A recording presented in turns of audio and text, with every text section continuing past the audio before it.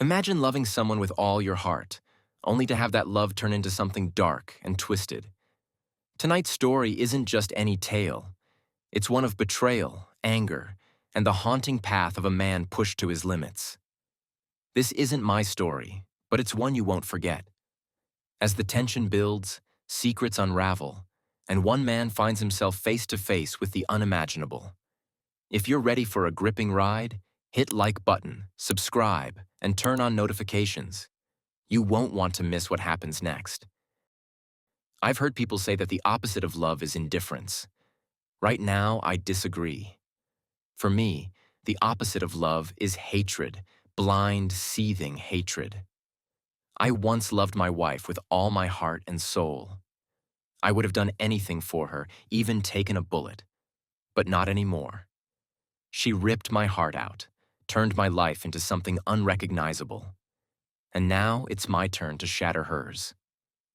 The house was dark as I crept up the stairs, careful to keep quiet. Not that it mattered. She and her lover were too busy in what used to be our bedroom, making more noise than they realized. At the door, left only slightly ajar, I paused and nudged it open with the barrel of the 12-gauge pump-action shotgun in my hands. There they were, my soon-to-be ex-wife Alice and my boss, Jake Harmon. I pumped around into the chamber, and the metallic clack made both of them freeze and stare at me. Nothing captures someone's attention quite like the sound of a shotgun being cocked. "What are you doing here, wimp?" Jake sneered, laughing as he advanced toward me. "Aren't you supposed to be in Jonesboro? What, did you come to watch a real man with your wife? Is that it?" He sneered, and Alice giggled, taunting me in unison. I stayed silent. My response was the round I fired into Jake's crotch, which took away his laughter. He crumpled, screaming, and Alice's voice joined his. I pumped again and fired into his skull, cutting his scream short. Alice's voice rose in panic, a shriek without end. I turned the gun on her. One shot tore away most of her face, silencing her. Then, fueled by rage, I kept firing, alternating between the two of them. Soon, the bed was a bloody wreck of tissue and bone. I barely noticed the growing pile of spent shells at my feet. Finally, I stopped. My anger burned out. The smell of gunpowder hung in the air, thick and acrid, mixing with the grotesque scene I'd created. I looked at the remnants of what were once Alice and Jake and felt a kind of numb acceptance. My life was over. There would be no future after this. The police would either shoot me on sight or I'd face death row. I checked the shotgun, one round left. Slowly, I lifted it under my chin and prepared to pull the trigger. And then I woke up. My body was drenched in sweat as I sat up, heart pounding. It took me a moment to remember where I was. I was at a Days Inn in Jonesboro, Arkansas. I'd been here since Sunday, sent by Jake to handle a customer upgrade.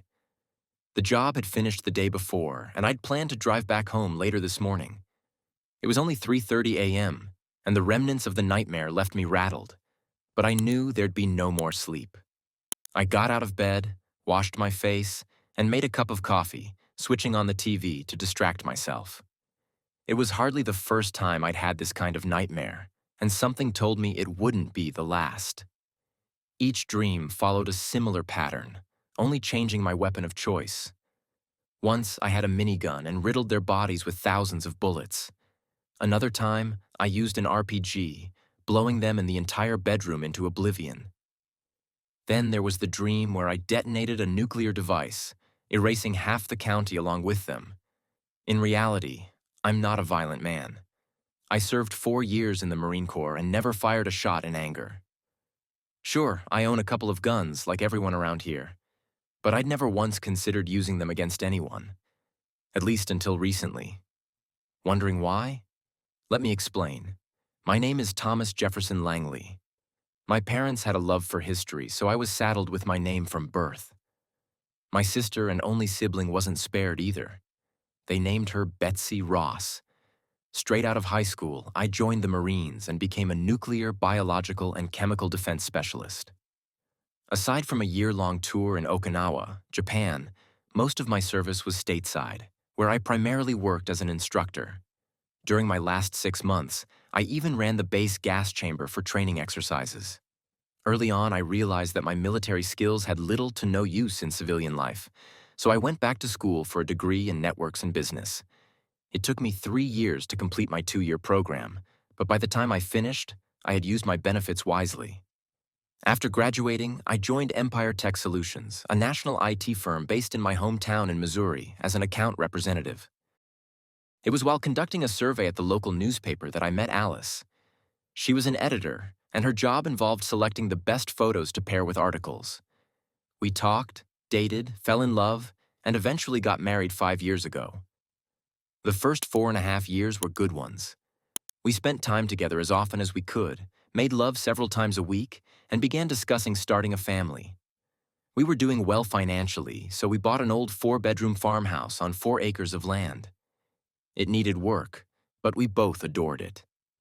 Alice loved the rustic charm, and I was drawn to the separate workshop out back. The master bedroom even had a gas fireplace, and the house had plenty of room for kids.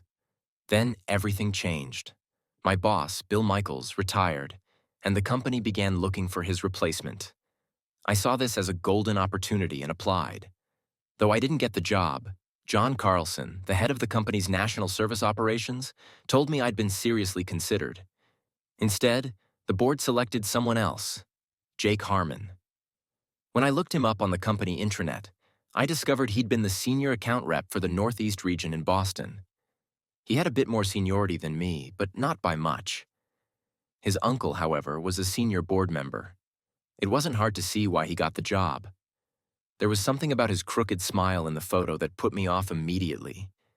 When he arrived, he made his rounds, and the women in the office flocked to him. Taller and more muscular than me, he flashed that smirk as he shook my hand. "Well, I finally get to meet my competition," he said. "I heard you almost got my job. Don't worry, I won't let that interfere with our working relationship." "Glad to hear that," I replied. I couldn't put my finger on it, but something about him unsettled me. That night, I told Alice about my new boss. "Why don't you invite him over for dinner sometime?" she suggested. "It might help you break the ice. Is he married?" I shook my head. "I don't think so. There's no mention of a family in his bio." "Then maybe he's just lonely. A single guy, new in town, surrounded by strangers. It can't be easy adjusting after living in Boston." "Maybe you're right," I admitted. The next day, I invited Jake over, and he eagerly accepted. "Feel free to bring the family," I said, making one last attempt at polite formality. "No family, just me," he replied. "But I'd love to come. Should I bring anything?" "Just your appetite." Jake arrived right on time, and we had a pleasant evening. Alice went all out, making pot roast with potatoes and vegetables, even packing some leftovers for him to take home. After he left, Alice commented, "He doesn't seem so bad. You two seem to get along, right?" "Yeah, I guess," I muttered, though something still nagged at me. The next day, Jake stopped by my office. "Thanks for the dinner," he said. "That was some pot roast your wife made." "You're welcome. She's a great cook," I replied, though I couldn't shake the feeling that he was hinting at something else. "Listen, Tom, I'll need you to start making more trips out of town," he said. "I know Bill limited your travel, but I think we need to be more aggressive to keep our accounts." "What are we talking about?"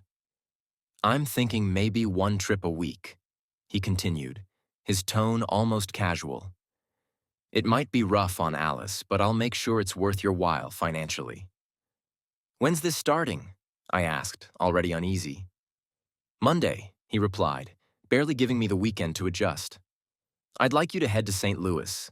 Peters and Leestrom are considering a server upgrade, and I want you to do a hands-on assessment." I barely got a word in edgewise. The following week I went, and the job took longer than expected, eating up almost 4 days. Alice was understandably unhappy about it, but I did my best to make it up to her. We spent that weekend going out to dinner and spending time together. The next couple of weeks weren't too bad with only one-night trips, but soon Jake's demands escalated, and I was away for 4 or even 5 days at a time. The hefty pay increase didn't make up for the strain on our marriage.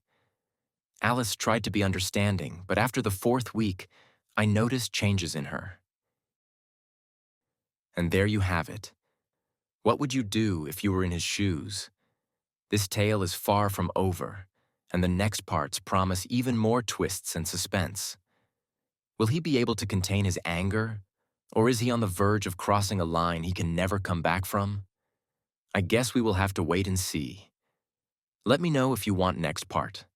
Share your thoughts in the comments below, and let's talk about where you think this story is heading. And if you want to find out what happens next, don't forget to like, subscribe, and turn on notifications. There's much more to come.